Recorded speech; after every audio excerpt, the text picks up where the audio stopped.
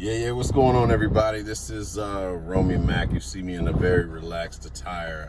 It was a friend's birthday weekend, so we made the most of it for our boy. But just wanted to say thank you once again for always watching these clips, watching these videos, and just being a part of the movement as far as inflicting and putting forth change into the world, and like positive change in the world. At least that's what the aim is. You know what I'm saying? It's not to say that it can't have adverse reactions or anything like that, but definitely be sure to like, comment, subscribe, and for anybody that like sees this and like sees something like, oh man, that ain't, what does this got to do with mental health? I tell you what, I talk about what the fuck I want to talk about on this platform. You know what I mean? I understand the responsibilities that like those that are really into the career field, but I'm not into the career field. I just take a liking to it.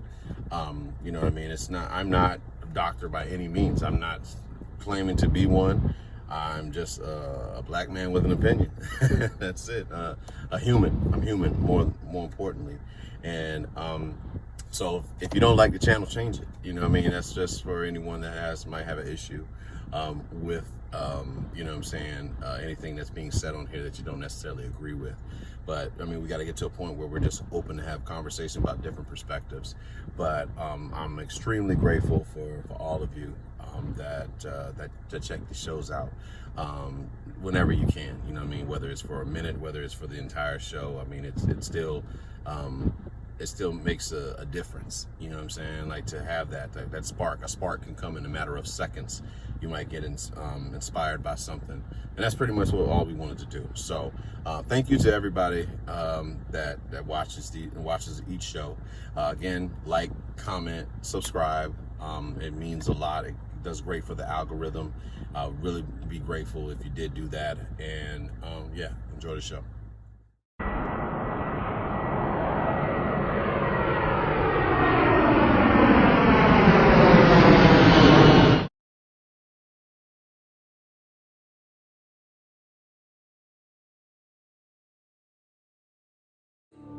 Say this, he's not listening to understand, he's listening to react. This is the deal, though. So he reacts, and of course, behind every consequence, there's understand. Action as a consequence. Yelly, I totally understand what you're saying. What you gotta understand is when a person, fuck being a man, fuck being a woman, when a person, it feels like they're under attack, the wounded inner child is coming out. So it's not even you that he's dealing with. He's dealing with some shit from the past that he ain't dealt with, and that's what we all do. So when we come, like again, a situation will come up, somebody might say something that triggers me. It's not the person that I'm engaging with right there in the moment. I'm dealing with the person that did it initially when I was probably like a kid and shit. That's the beauty of like learning mental health. That's why I say, who better to thrive from mental health than descendants of slaves? Mm-hmm. Think about all the shit that we done dealt with. We got generational trauma. Do you think that black psychiatry?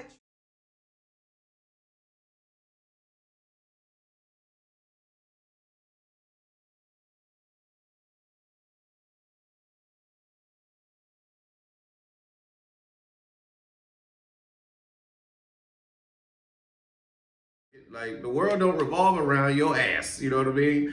And then you have to remember that no one owes you anything, no one owes you a fucking thing. You don't owe them, you know what I mean? You're not entitled to people texting you. And if you are looking at your phone for text messages, why aren't you texting them?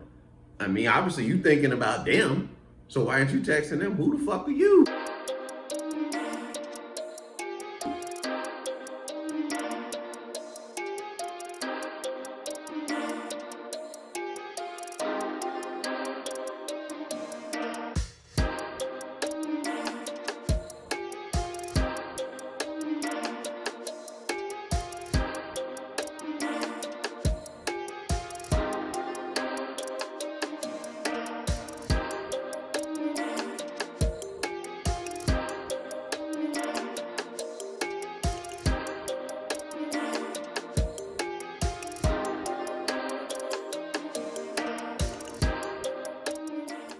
If you could eat one meal for the rest of your life, what would it be? Without hesitation, fettuccine alfredo.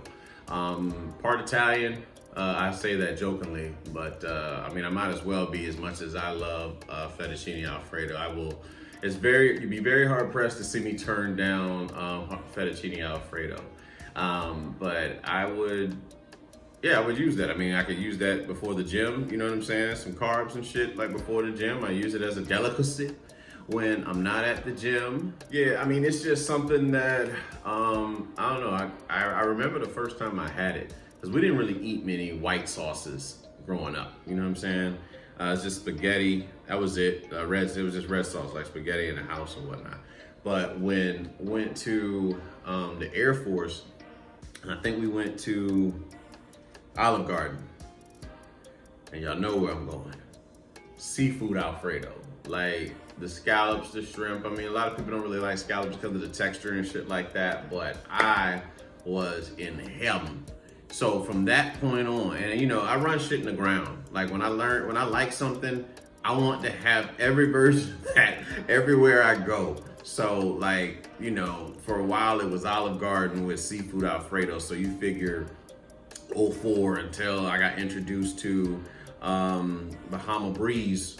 The shrimp and lobster linguine is insane. Along with that firecracker shrimp at Bahama Breeze, it's incredible. But like for me, shrimp and scallop, seafood Alfredo, fettuccine Alfredo, man, you just pour it on. You put me at like a buffet with that, I have to have it. I have to have it. I make sure that I will have this meal with me. You know what I'm saying? Like if I could only eat that. And then, you know, a second, honestly, there's like 3. I know that the question says 1, but there's like 3 that I very rarely turn down. Very rarely turn down. You know what? Honestly, it's 4. Fuck y'all, I'm fat, okay? The next one I would say is General Tso's chicken. Now, in the family, everyone knows that my daddy calls that shit General Toso. Why, I do not know, but you know, General Toso is amazing. Like, if ever I get Chinese food, it ain't even a question. Like, all right, what we getting?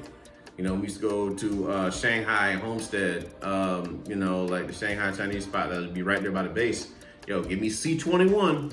C21, that's General Tso's with pork fried rice, no egg roll, replace it with a drink. I'd rather have a canned soda than have an egg roll. I don't fuck with egg roll. I like lumpia, but I don't fuck with egg rolls like that.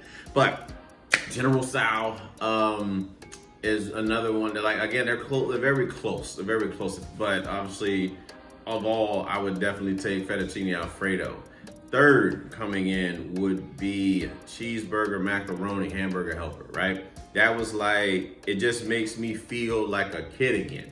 You know, every time I have it. That used to be something I would look forward to every Friday. Like, that would be one of the Friday meals. Like, my parents used to try to, you know, make an event out of it. And I appreciate them for doing that, especially for a little kid that was considered to be their garbage disposal, living upstairs in the room above the garage. And, you know what I'm saying, Burbage Grant, shout out to Suffolk, you know what I'm saying? But I would fuck up cheeseburger macaroni. And then when I became older and I learned how to make it myself, I would put different spins on it. I've made cheeseburger macaroni with jalapenos in it. I've made it with bacon in it. I've made it with everything but that, you know, in the back they show put hot dogs. No, fuck that. I'm not doing that shit. I'm not putting no fucking hot dogs in no damn cheeseburger macaroni. It's called cheeseburger macaroni or whatever. I know y'all say fucking, well, it ain't bacon macaroni. Fuck y'all. It tastes great. Okay, try it once. Try it. Yeah, you take a couple, like 2 pieces of raw bacon while it's marinating, and watch what happens. It was great. I enjoyed it a lot. So cheeseburger macaroni, like I said, because it makes me feel like a kid. Stuffed crust, Pizza Hut, stuffed crust pizza. And I felt some type of way when I always used to say that if Papa John's ever came out with a stuffed crust pizza, it was over. And the only reason I like Papa John's stuffed crust compared to Pizza Hut, the pricing. because stuffed crust. Let me tell you something. Pizza Hut be on some other shit sometimes. Like, you ever want to go or like order Pizza Hut online? When you order Papa John's, you can get 2 pizzas. Your order come up to like 27. You can order 1 damn Pizza Hut like stuffed crust somehow after delivery tax and all that shit. Your shit is close to $40. Like, who the fuck are y'all? You know what I mean? Like, who the fuck are y'all to believe that we should pay $40 for 1 damn box of pizza and maybe, like a soft drink that comes with it?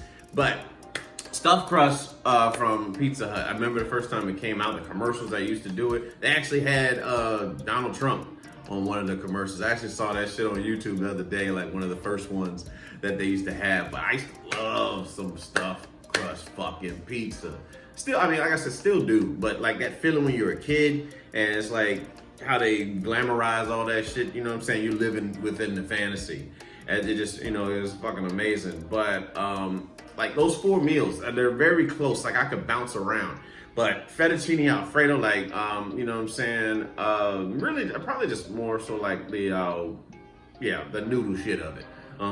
Like I said, that shrimp and lobster linguine from Bahama Breeze is phenomenal. If you never had it, I recommend you get it. It doesn't hit me the same way it did when I first had it. I know a lot of people that used to work with me and we used to go out. That was it. That's the only thing I would fucking eat. One time, this motherfucking girl I went on a date with had the nerve to try to eat off my fucking plate of that shit. You should have seen the look of death. Don't ever, ladies, listen. I know you think that shit is cute. Don't fuck with me, all right? Okay? And you can ask.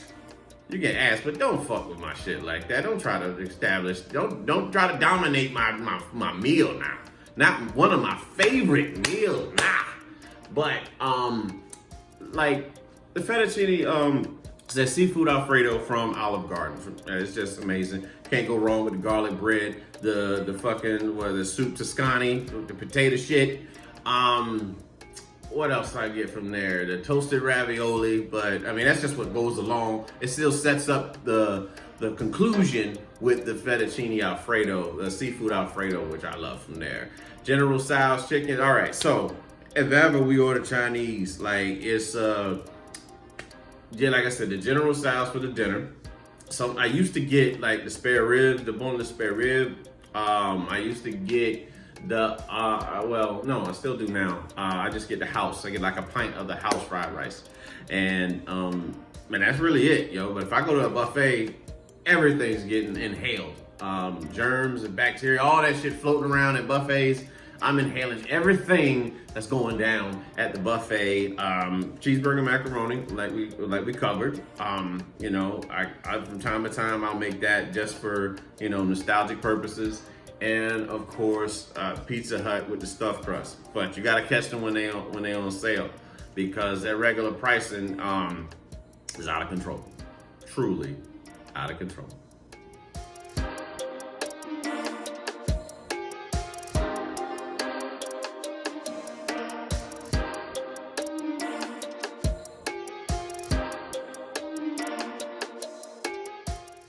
Why do people seek out comfort? What is it a product of? My perspective on it. I'll give you why I seek out comfort, why I would seek out comfort.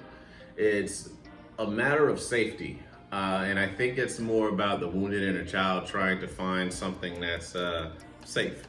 And it's like calm your mind, if you will. You know what I'm saying? But the crazy part, we've talked about this, we covered this a lot of times on this show, is that we're looking for safety in an unsafe world. And like this world is full of danger around the corner. It's how it was created, you know what I'm saying? You think about man in the wild. There's this we created this illusion over time with building houses and making people feel safe. But are we actually safe? You know what I'm saying? But seeking comfort, it eases the symptoms of life, I believe, is what it does, because if you stay in the comfort zone for too long, there's no growth at all. I mean, there's no growth in the comfort zone, period. So finding comfort, even with a person, some people stay together forever and they never grow. comfort, you know what I'm saying? And then you got those that really push each other, you know what I'm saying? But still being a sense of safety, like they make them feel wanted, valued, appreciated, and all that shit, you know what I'm saying? So like when you have a situation like that, and you're still like they don't shame you for not doing anything, but they kind of encourage you. They recognize, like, they see potential. And you obviously, you gotta want it for yourself, you know what I'm saying? Because again, I'm projecting my projection of you onto you. Because you very well may not want that. I mean, the way the world works and the way life works and being involved with spirituality and so in tune with it is that we can do whatever it is that we put our mind to. It just may take more effort in order to do that. I may look at you and say, you know what? You're a podcaster. I can see you running a podcast. I'm doing it based off of my views of you, not your view of you. So it's like if you decide not to do it, I mean, it's still, it's on you. And it's not for me to make it about me because you didn't do it. What I asked you to do or what I wanted you to do, in my mind, you know what I'm saying? Like a lot of people don't know their roles in your view of reality.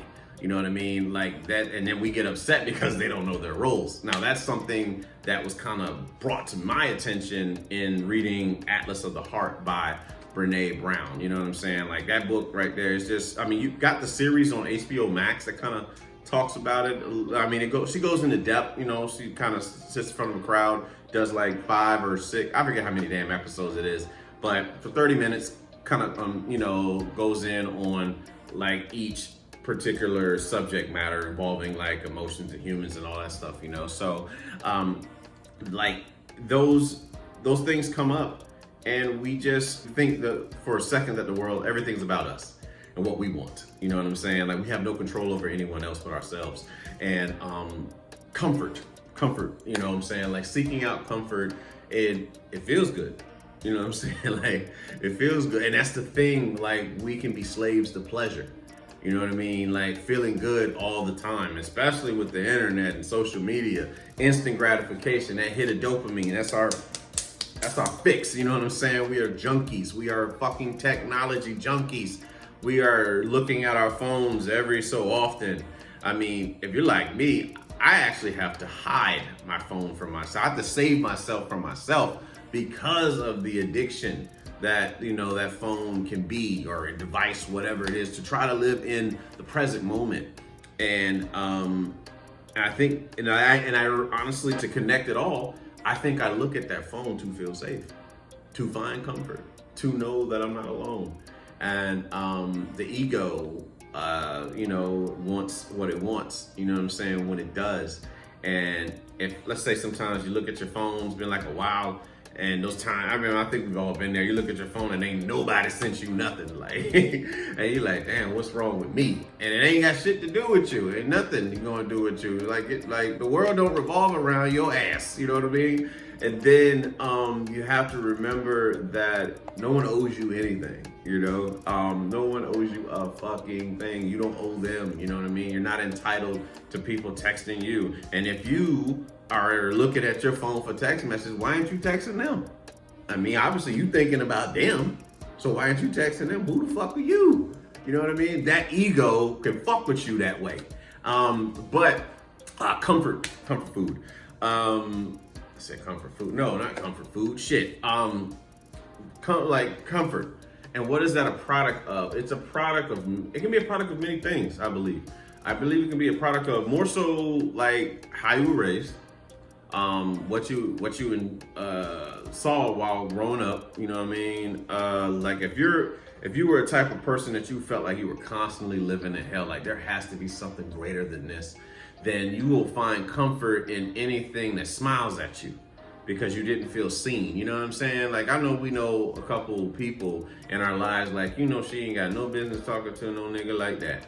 Or he, damn well, that girl does not appreciate him and value him, but some of us didn't feel seen. We were taught, unhealthy relationship practices, and you know what I'm saying, like our parents didn't know any better. They put more time in providing than they did engaging with our emotions.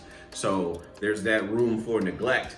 And when you feel neglected, not seen, you're going to go with the first thing. In most cases, because you're operating on scarcity mindset, you're going to go for the first thing that comes up, smiling at you or says something to you, versus trying to figure out if this is even right for me.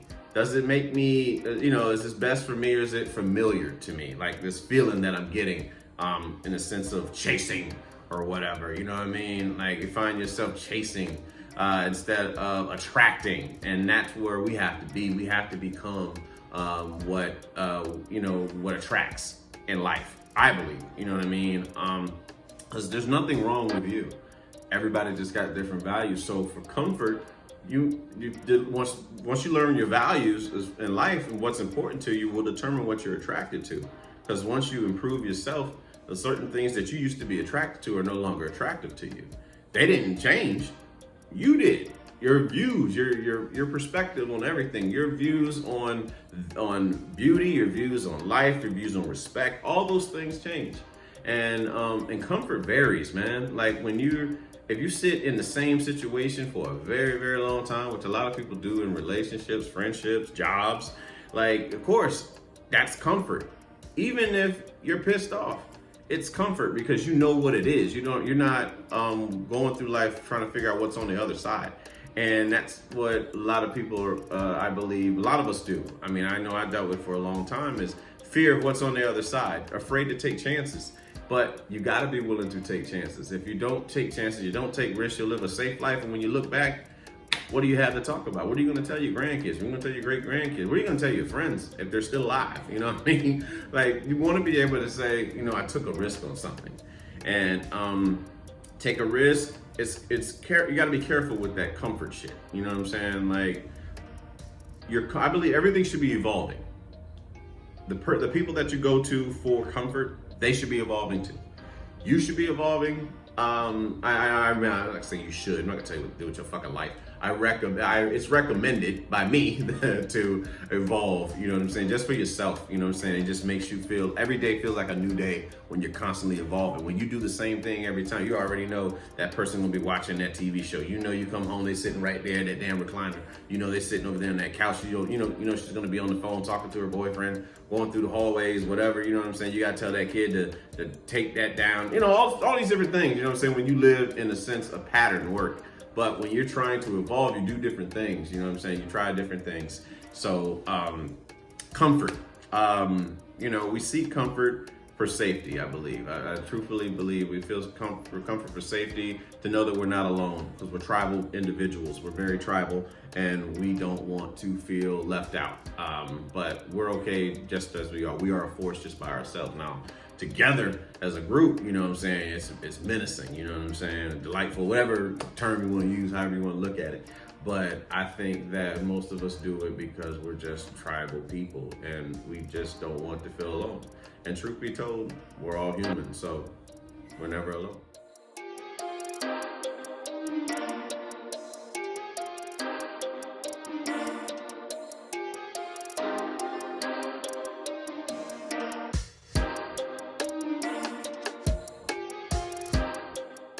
How close are you with your family? I'll be honest. I'll speak for me. I won't speak for any other member of the family. I love them unconditionally. I love them where they are. I've had to learn how to do that.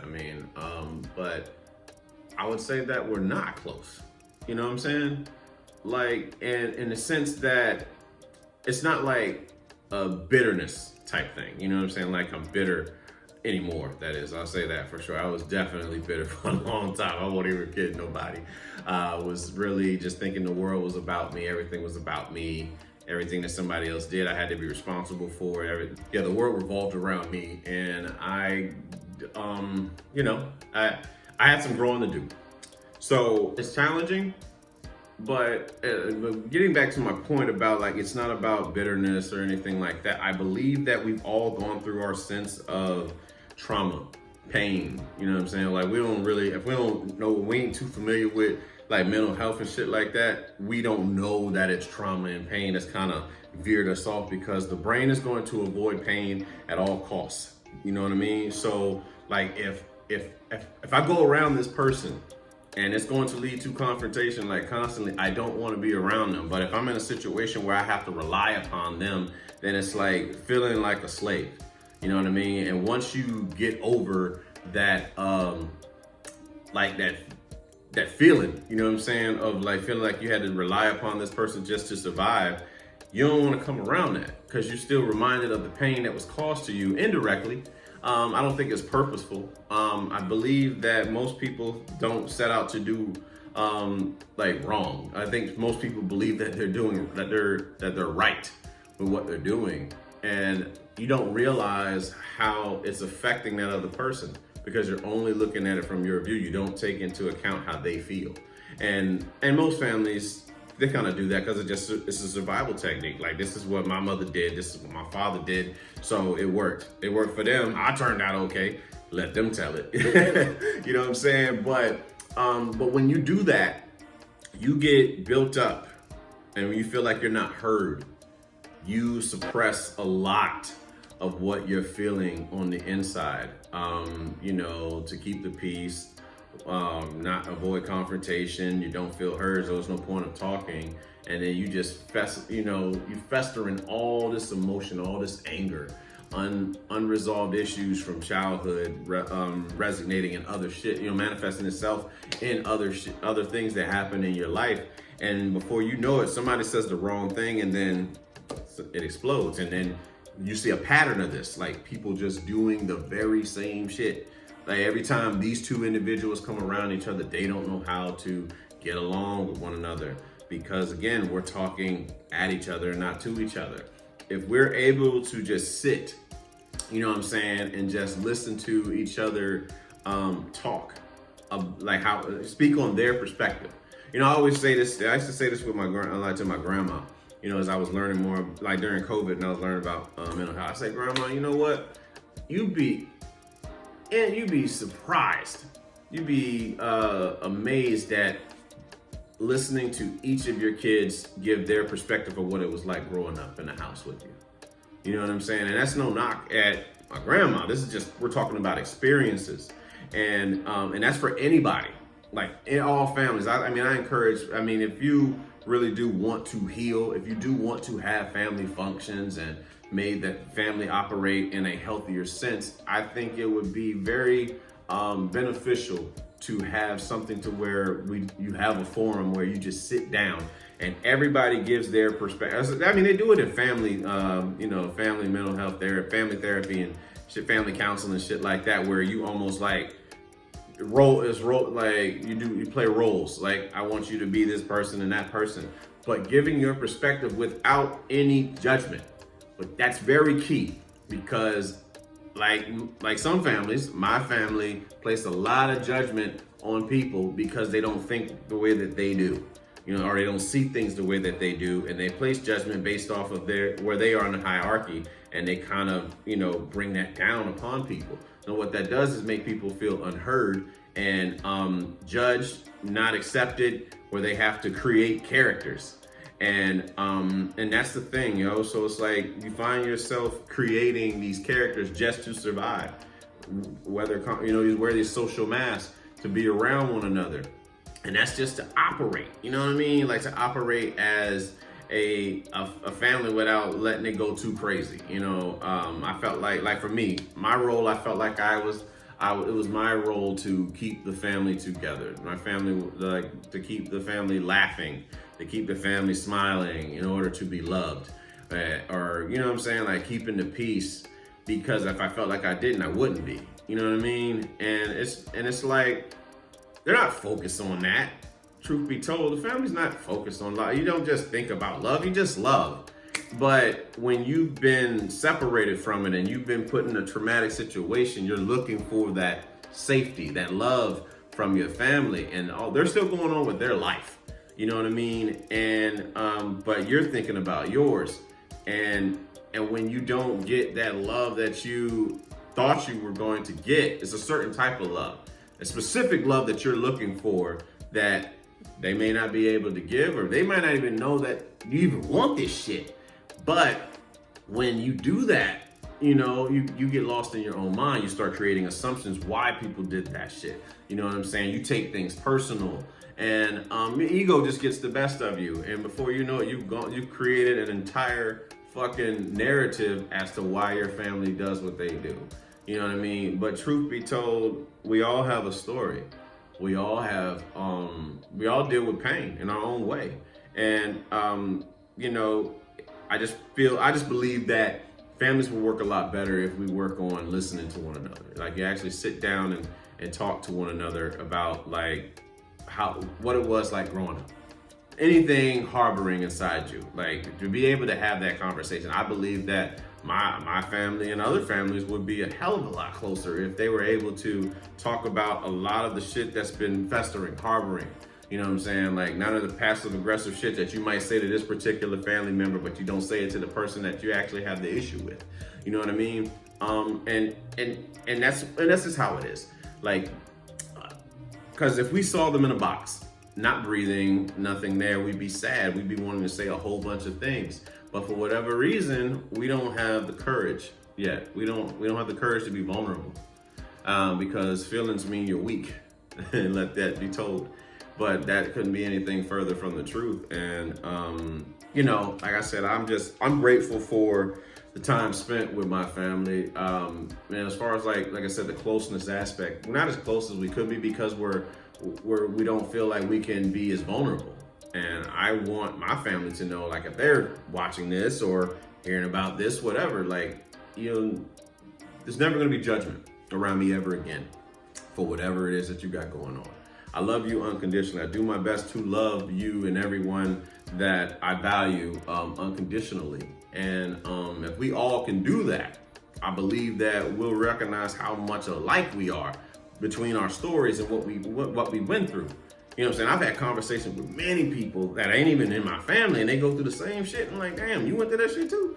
You know, so it's like, we'll stop the judgment. We're gonna remove the judgment, find a way to remove the judgment, accept each other for where they are, and just love them unconditionally. So to my family, like I said, watching, I love you guys, truly.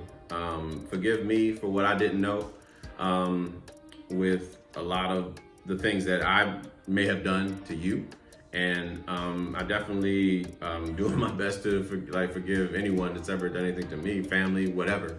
But I mean, that's what I feel about, like, you know, how close me and my family are. So, you know, it's just a work in progress. And but I'm just grateful for the time we have now, because the only thing that really matters is the present moment. So just for anyone watching this, if you have any issues with your family, and it's repairable, and which I believe everything is, you know what I'm saying? You just have to put your ego aside. But I'm just wishing y'all positive and healing energy.